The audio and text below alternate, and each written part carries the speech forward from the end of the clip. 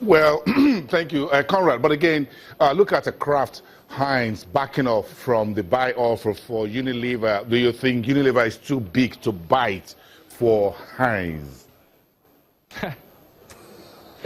Yes, absolutely. It looks like the two major shareholders of Kraft Heinz, which are, Warren Buffett and his investment firm Berkshire Hathaway, and 3G Capital considered that this bite was too big to digest, especially as Unilever didn't really want to be eaten.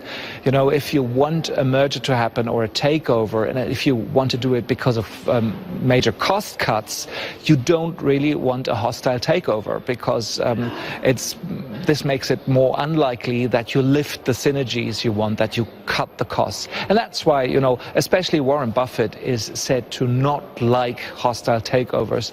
One reason why this merger or takeover was called off. Another reason is that probably politicians in the UK would have had to say something against this deal. In the past, Kraft Heinz didn't stand to its promises when it came to keeping Cadbury chocolate factories open. So it's very likely that Kraft Heinz, in this case here with Unilever, would have faced a couple of headwinds from the side of UK regulators. Well, with Brexit hanging around and hovering around, I'm not too sure UK will not let any company go anytime soon. Okay, we got to let you go at this point. Thank you, Conrad. See you for the rest of the week, the final week in February.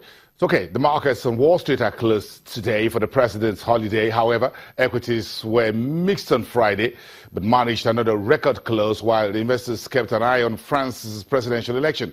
The Dow Jones Industrial closed just above break-even level, with United Health contributing the most losses and Boeing the most gains on the day. The S&P 500 closed about 0.1% in the north. The Nasdaq Composite outperformed, gaining 0.4% as the tech sector posted a 13-day winning streak. The indexes also posted weekly gains of more than 1% across board.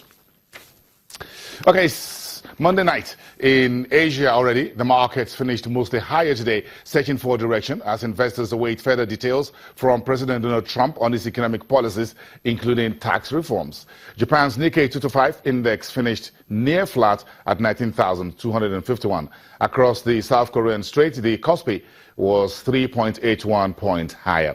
In Hong Kong, the Hang Seng Index was up 0.61% in late afternoon trade, while the Chinese mainland shares also advanced. The Shanghai Composite gained 39.38%, while the Shenzhen Composite added 17.42 points.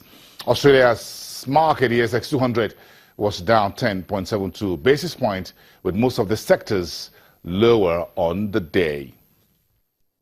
Back on the African continent, the International Monetary Fund is backing Somalia's plans to replace its tattered currency notes that were printed before the Horn of Africa nation plunged into civil war almost 3 decades ago.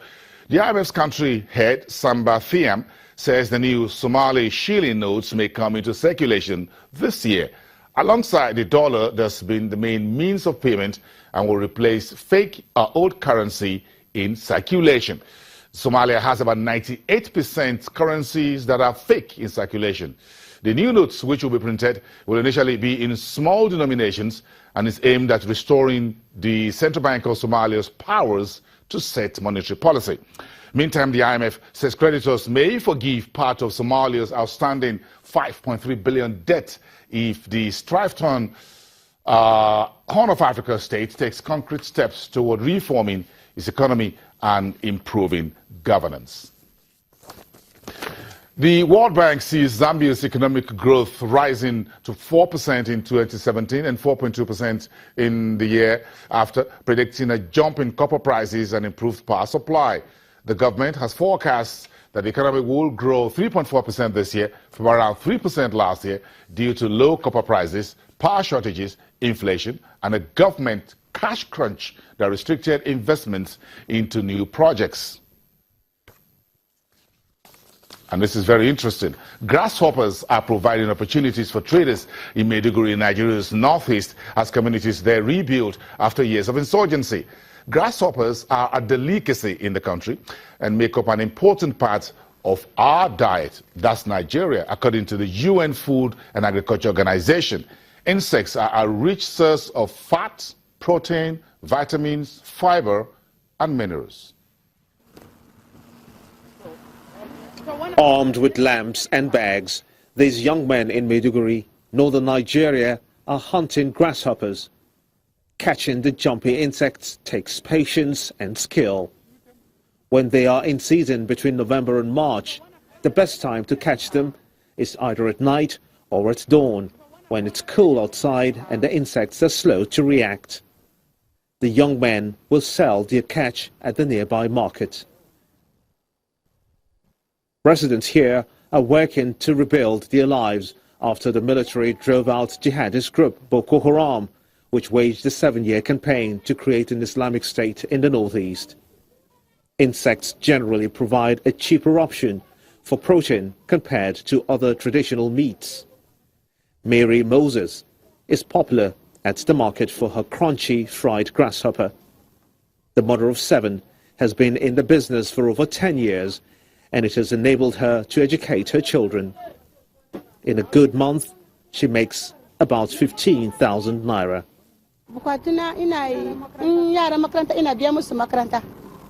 I'm able to fend for myself and take care of the children, including pay for their schooling. Going to school is very important, and if you can't sponsor your children's education, your earnings mean nothing.